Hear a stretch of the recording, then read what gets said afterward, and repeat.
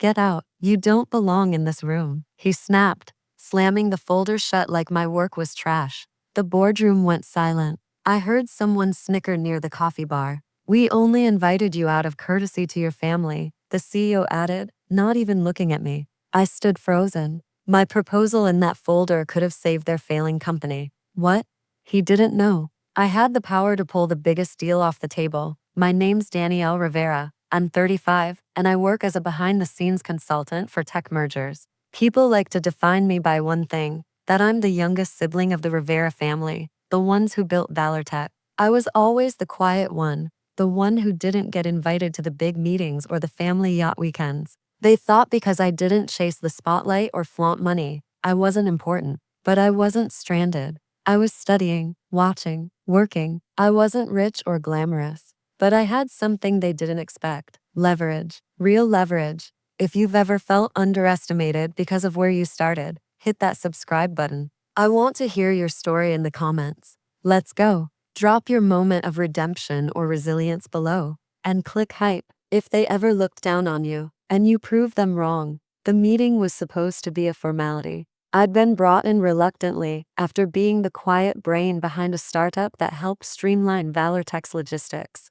For months, I had been crunching numbers, mapping out inefficiencies, and designing solutions that nobody asked me to design, but everybody desperately needed. I pitched a last-ditch partnership that would have saved ValorTech from bankruptcy and opened doors for a $500 million investment from a major investor group I represented. It was clean, it was airtight, and it would have given them at least 3 more years of runway while doubling their market reach. But the CEO, Greg Tanner, a man who once worked for my father before clawing his way into the corner office, cut me off halfway through my presentation. He didn't even let me finish the second slide. He leaned back in his leather chair, loosened his tie like I was boring him, and said, "You're here because your family felt sorry for you. Don't pretend you're a player in this league." The room didn't flinch. Nobody defended me. A few people actually nodded, like they agreed. I felt the heat crawl up my neck, but I didn't let it reach my face. I calmly slid the signed investor paperwork back into my bag,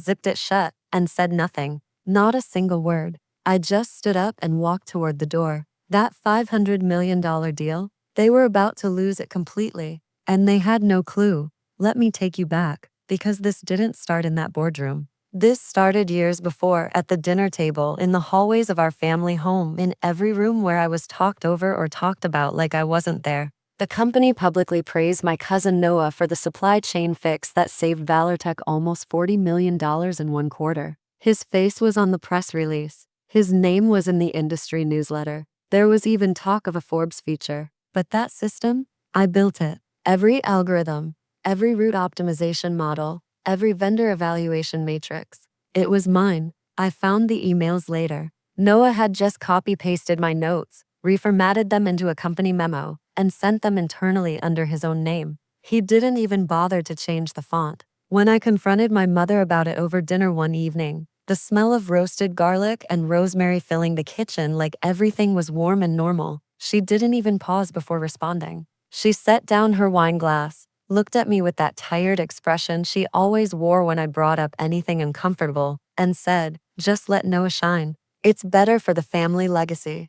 Better for the legacy, not better for the truth." They told me if I made noise, I'd ruin our name. That I should be grateful I was even adjacent to the success. That my role was to support, not to lead. I swallowed it, not because I believed them, but because I was building something they couldn't see yet. Then came the charity gala. ValorTech sponsored the whole event, a glittering affair in a downtown ballroom with crystal chandeliers and champagne towers, and people in clothes that cost more than most people's rent. My siblings sat up front, right next to Greg, laughing and clinking glasses under the warm spotlight. And me? I was seated at the staff table, near the kitchen. The sound of clattering dishes and muffled conversations from the catering crew was my background music for the evening. I overheard someone at the next table lean toward their colleague and whisper, "She's just a consultant, not really part of the family business." I didn't react. I just sipped my water and watched the room. But I noticed something that night that nobody else seemed to catch.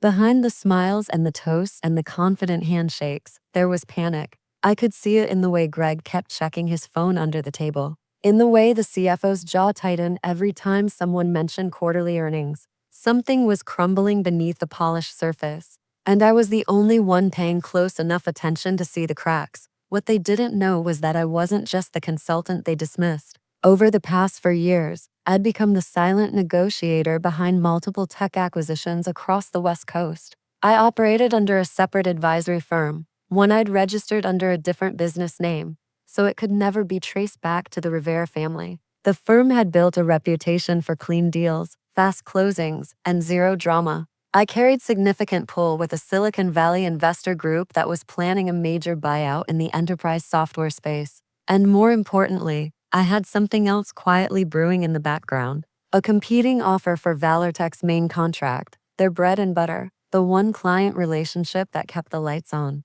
They had no idea who they were shutting out. They were closing the door on the one person who held the keys to their survival. My ally in all of this was Rennie Liang. Brilliant, sharp, and deeply bitter, for good reason. Rennie had been ValorTech's CFO for nearly 7 years before they pushed her out. The official reason was that she lacked vision, which was corporate speak for she asked too many hard questions and refused to sign off on inflated revenue projections. She'd watched from the outside as the company she helped build slowly rotted from the inside. When she saw what I was putting together, she didn't hesitate. She trusted me because I'd never lied to her. And in our world, that was rare enough to be remarkable. Rennie fed me inside financial stress signals that ValorTech was hiding from shareholders, from analysts, from everyone. Delayed vendor payments, quiet layoffs disguised as restructuring, a line of credit that was almost maxed out. She and I worked in silence for over a year, building a rival software firm that solved the exact problems ValorTech's platform couldn't. Our product was faster,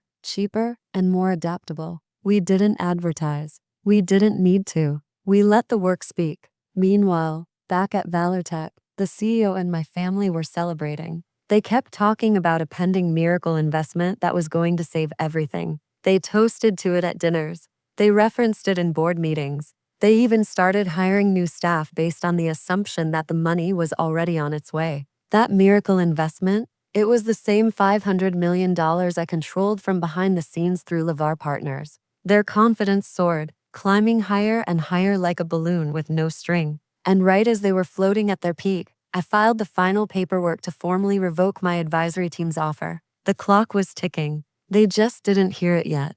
The investor dinner was the kind of event that ValorTech used to throw in its golden years. White tablecloths, imported wine, a jazz trio playing softly near the entrance. The smell of expensive cologne and fresh flowers mixed in the air, like the room itself was trying to impress someone. Every major stakeholder was there. Board members, venture partners, tech journalists, and of course, my family, seated at the head table like royalty. Greg Tanner stood at the podium, his silver cufflinks catching the light, his voice booming with a confidence that felt almost rehearsed. "Ladies and gentlemen," he said, gripping the edges of the lectern, "I'm proud to announce that the $500 million investment is secured. This is our rebirth moment. ValorTech is not just surviving. We are thriving."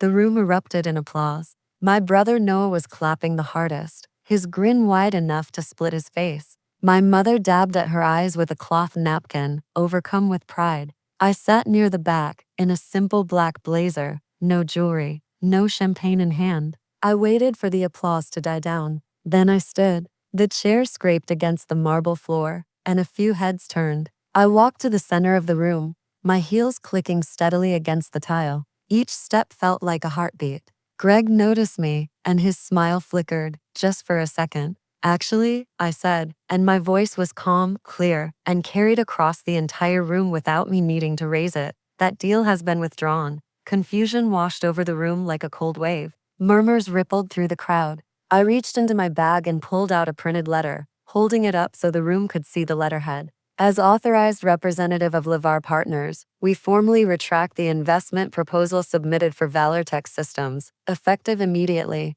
Gasps broke out across multiple tables. Someone dropped a glass. The jazz trio stopped playing. Greg's face went pale. "Wait," he stammered, loosening his collar like the room had suddenly gotten 20 degrees hotter. "You represent LeVar? That's not possible."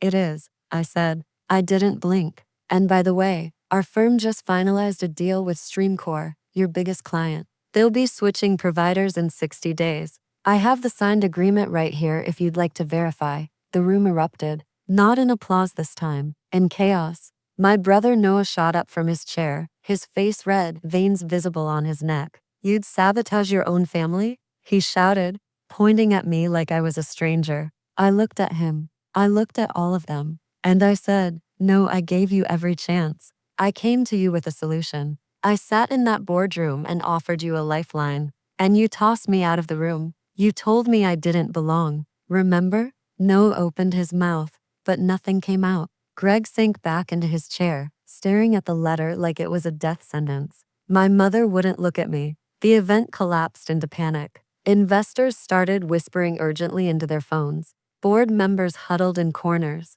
The carefully constructed illusion of stability shattered in less than 5 minutes. I didn't stay for the fallout. I walked out through the service door, the same one the catering staff used. As I passed through the narrow hallway, a few of them looked up from their trays and recognized me. I'd sat with them at the gala. I'd eaten the same food they ate. One of them, a young woman with tired eyes and a kind smile, gave me a small nod. I smiled back. It was the most genuine moment of the entire evening. Valortech's stock plummeted in the days that followed. The news hit every major tech outlet within 48 hours. Analysts called it a catastrophic loss of investor confidence. Within 6 months, Greg Tanner resigned. Half the board was replaced. My cousin Noah quietly stepped away from his role, though the press release called it a personal decision to explore new opportunities. My new firm? We grew, quietly, steadily. We didn't plaster our name on billboards or sponsor flashy galas. We just did good work, delivered on our promises, and treated people with respect, regardless of their title or last name.